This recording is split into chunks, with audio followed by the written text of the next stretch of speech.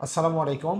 এখন কথা বলবো বাচ্চাদের জন্মগত একটা রোগ থাকে প্রস্রাবের রাস্তায় পোস্টেরিয়র ইউরেথ্রাল ভালভ। এটা এমন একটা রোগ যেখানে জন্মগতভাবে বাচ্চার প্রস্রাবের রাস্তায় উপরের দিকে একটা পর্দার মতো একটা জিনিস থাকে, যার ফলে বাচ্চার প্রস্রাবগুলো ক্লিয়ার হয় না। অনেক সময় দেখা যায় বাচ্চাগুলো মারা এসে কমপ্লেন করেন যে বাচ্চা প্রস্রাব করার পরেও ফোটায় ফোটায় প্রস্রাব করতে থাকে। অনেক সময় দেখা যায় বারবার প্রস্রাব রাস্তায় বাচ্চার ব্যথা জ্বালা পোড়া হয়, বাচ্চা কান্নাকাটি করে, প্রস্রাব ক্লিয়ার হয় না, সে বাচ্চার তলপেটটা ফুলে যায়। এরকম ঘটনা হইলে আমরা সাধারণত চিন্তা করি যে বাচ্চার প্রস্রাবের রাস্তাটা ব্লক আছে, এবং বাচ্চাদের কমন ব্লকের কারণ হচ্ছে পোস্টেরিয়র ইউরেথ্রাল ভালভ। এই রোগের হলে এই সমস্ত উপসর্গ হবে। এই উপসর্গগুলো মারা যখন আমাদের কাছে কমপ্লেন করেন, তখন আমরা কিছু পরীক্ষা নিরীক্ষা করে রোগটা নিশ্চিত করার চেষ্টা করি।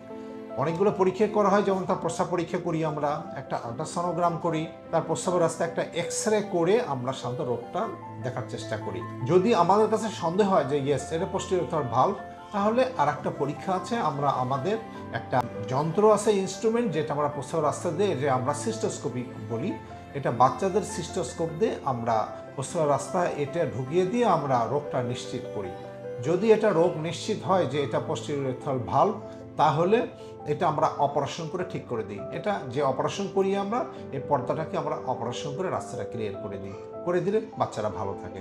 সো কোনো বাচ্চা যদি এমন হয়, বিশেষ করে বাবা মাদের প্রতি আমাদের আহ্বান থাকবে, কোনো বাচ্চার যদি এরকম প্রস্রাবের ট্রাবল হয়, যেমন প্রস্রাব করার পরে তার ফোঁটা ফোঁটা প্রস্রাব পড়তে থাকে, প্রস্রাবের জ্বালা পড়া, অনেক সময় বাচ্চা বলতে পারে না কিন্তু বাচ্চার জ্বর থাকে, বাচ্চা কান্নাকাটি করে, এমনকি বাচ্চার তলপেটটা হয়তো ফুলে গেল প্রস্রাব ক্লিয়ার হয় না বলে, অনেক সময় বাচ্চারা খেতে পারে না, খায় না, বাচ্চার ওজন কমে যায়, অথবা বাচ্চার হয়তো মাঝে মাঝে জ্বর হয়, এরকম সমস্যা যদি হয়, তাহলে দেরি না করে আপনি কোনো ডাক্তারের সাথে যোগাযোগ করবেন, ইউরোলজিস্ট দেখাবেন, বাচ্চার রোগটা নিশ্চিত করে প্রপার চিকিৎসা নেবেন, বাচ্চা ভালো থাকবে। ধন্যবাদ।